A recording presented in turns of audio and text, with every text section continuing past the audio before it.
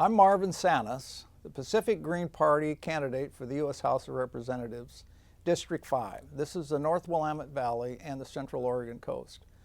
I filed to run for this office to put a statement into the voters' pamphlet about the war in Afghanistan and to give the voters of my district a referendum on this war. My candidacy and the Pacific Green Party's platform is to raise this war to a national dialogue. We spend $100 billion a year in Afghanistan. Oregon's share is approximately $1.25 billion. This is a huge bite out of Oregon's resources. We have 6 permanent military bases in Afghanistan. On October 7th, we will begin our 16th year of war and occupation of the planet's 5th poorest country. Since September 2001, America has come to accept invasion, occupation, torture, assassination, murder, drone strikes, and continued bombing of non-combatants. In the last 772 days, the United States has dropped 54,611 bombs and missiles on Iraq and Syria. 80% of the casualties are women and children.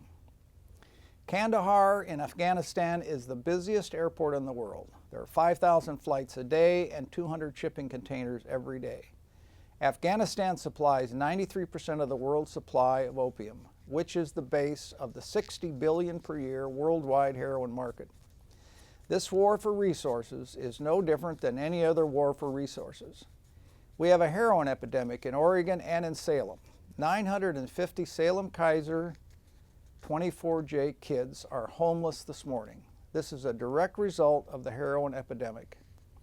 In 2001, a gram of heroin cost $400. This morning, heroin sells for $50 a gram. This price is a direct result of the supply coming to us from Afghanistan and the direct cause of this exploding use. We are in Afghanistan for the opium and the money that crop produces. To call this occupation of Afghanistan a war against terrorism is a lie. This bad news gets worse. We do not talk about this war. We do not write about it. Our press and Congress do not discuss it. We continue to pay 20 and 30% of our incomes to kill, and there is no dialogue in Congress or academia, in our press, or in our city clubs, councils, or communities. In fact, the war has been framed in such a way that any discussion is termed conspiracy or un-American, disrespecting those murdered or sacrificed in this criminal war. This war on terror is fraud. Less than 100 Americans have been killed by terrorist acts within the United States since 9/11. In response to this manufactured fear, we have killed at least 1 million people. 80% are women and children. And we have decimated our sacred Bill of Rights. We can be arrested without criminal charge, held indefinitely, without an indictment, without a lawyer, tortured, even assassinated for being associated with terrorism. The last thing I'd like to say, this is not my job.